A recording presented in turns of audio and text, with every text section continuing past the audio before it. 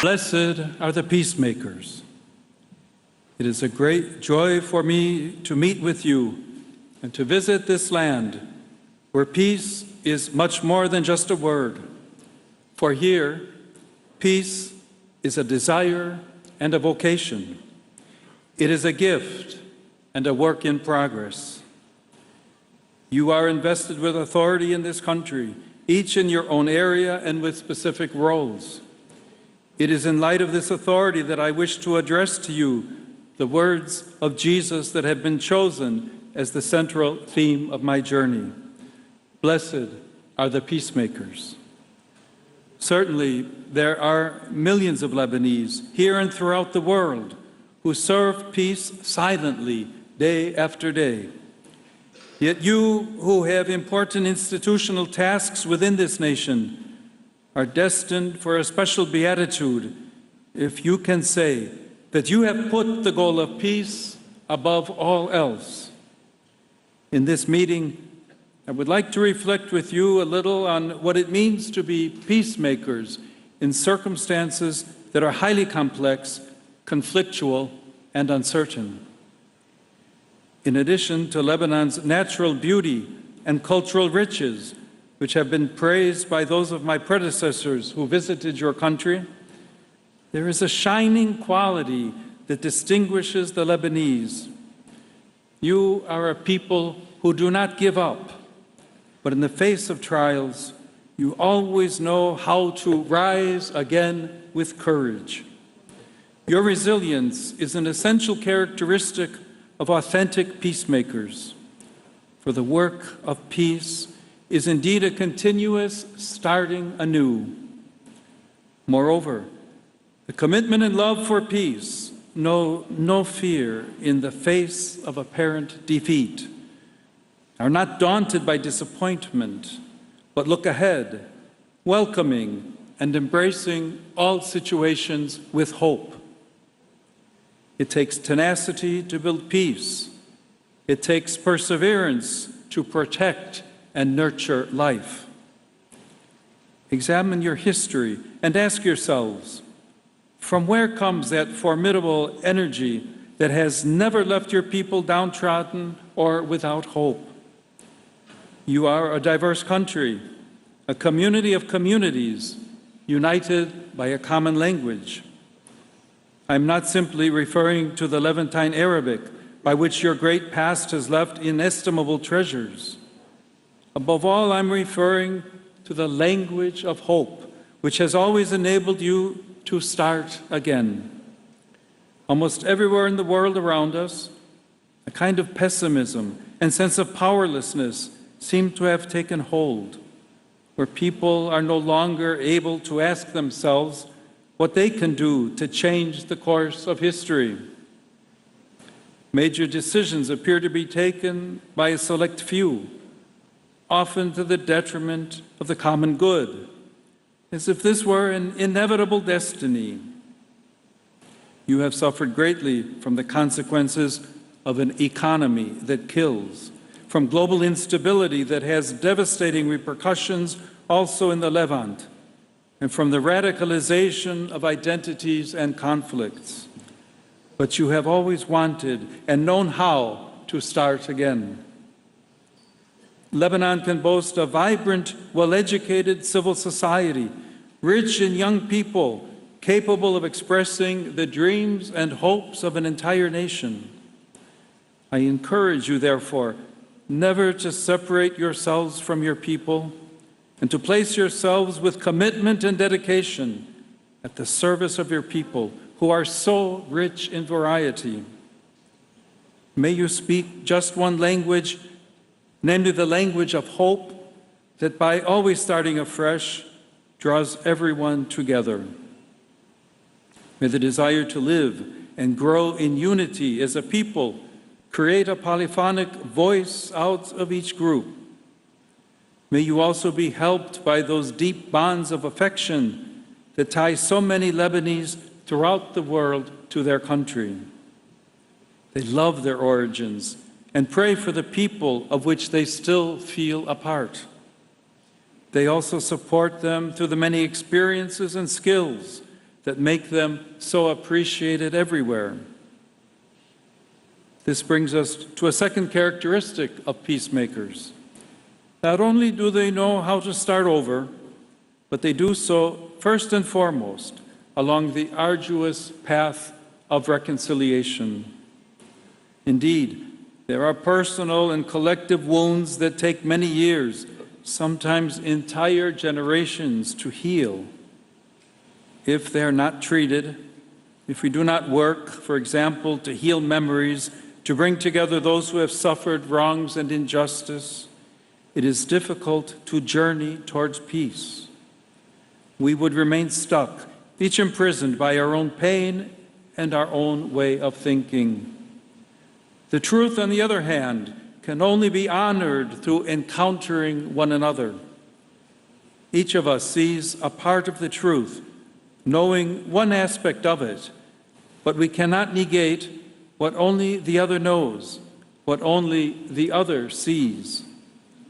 Truth and reconciliation only ever grow together, whether in a family, between different communities and the various people of a country, or between nations. At the same time, there can be no lasting reconciliation without a common goal, or without openness towards a future in which good prevails over the evils that have been suffered or inflicted in the past or the present.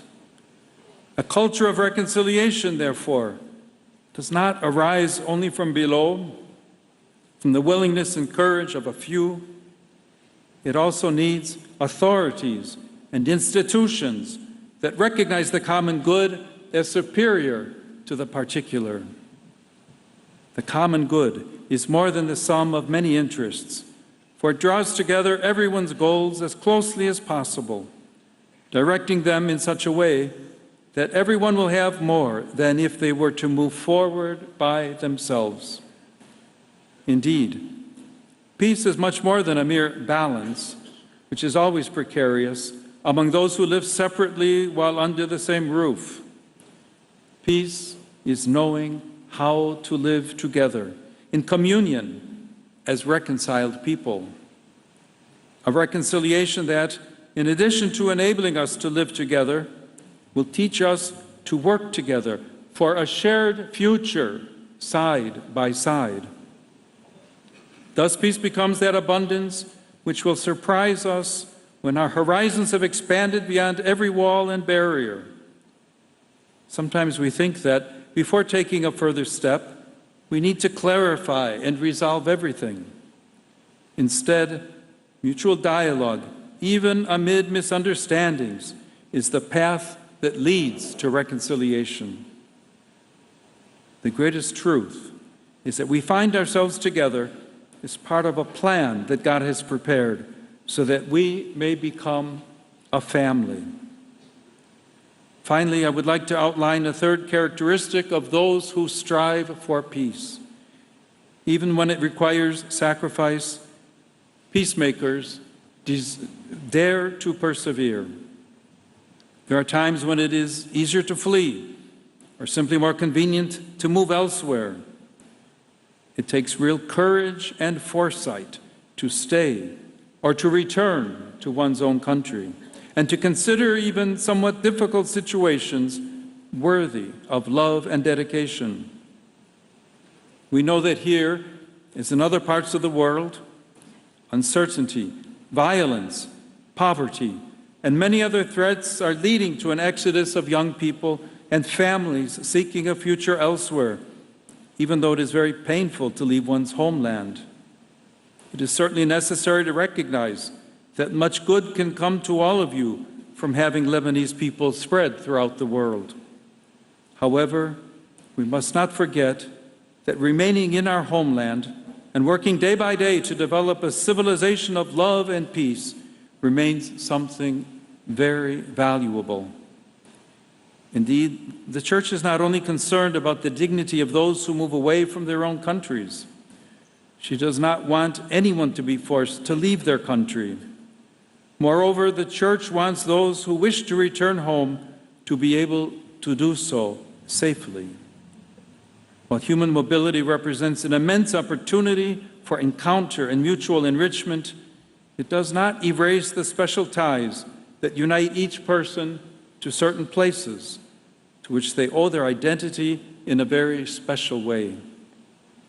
Moreover, peace always grows in a concrete, living context made up of geographical, historical, and spiritual bonds. We need to encourage those who foster and nurture them without giving in to sectionalism or nationalism. In his encyclical Fratelli Tutti, Pope Francis indicated the way forward. I quote, "We need to have a global outlook to save ourselves from petty provincialism. When our house stops being a home and starts to become an enclosure, a cell, then the global comes to our rescue, like a final cause that draws us towards fulfillment. At the same time, though, the local has to be eagerly embraced, for it possesses something that the global does not. It is capable of being a leaven, of bringing enrichment, of sparking mechanisms of subsidiarity. Universal fraternity and social friendship are thus two inseparable and equally vital poles in everyday society.